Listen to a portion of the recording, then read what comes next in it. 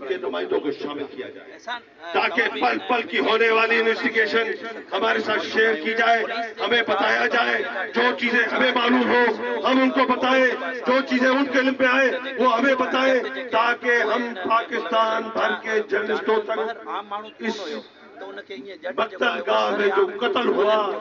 جس ہمارے شہید ساتھی کو بے دردی سے سندھ کے تیسرے بڑے شہر کے دل یعنی مرکز میں آ کر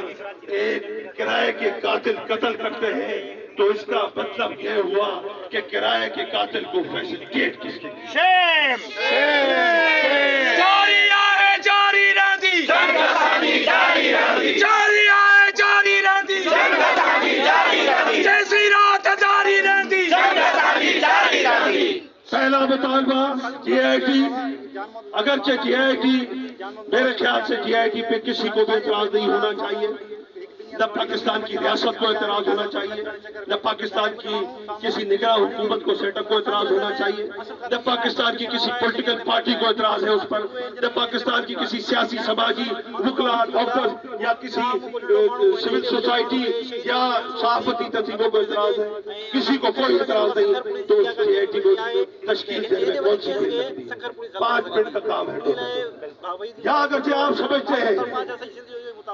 کہ جی آئی ٹی بھی پریشر میں آئے گی کیونکہ اس میں بھی افسران شامل ہوتے ہیں، اور آپ سندھ کے اور پاکستان کے جرنلسٹوں میں یہ جو غم اور غصے کی لہر ہے، جو پاکستان کے عام لوگوں اور انٹیلیجنسیا میں غم اور غصے کی لہر ہے، اس کو بھی اور مضبوط طریقے سے ختم کرنا چاہتے ہیں، تو سندھ ہائی کورٹ کے نامور ایماندار جسٹس صاحبان پر جوڈیشل کمیشن تشکیل کیا جائے۔ ریاست پاکستان سے ہم امید رکھتے ہیں گورنمنٹ سے کہ ہمارے ان چھوٹے جائز قانونی اور آئینی مطالبات کو عملی جامہ پہنایا جائے، بصورت دیگر ہم یہ سمجھنے پہ مجبور ہوں گے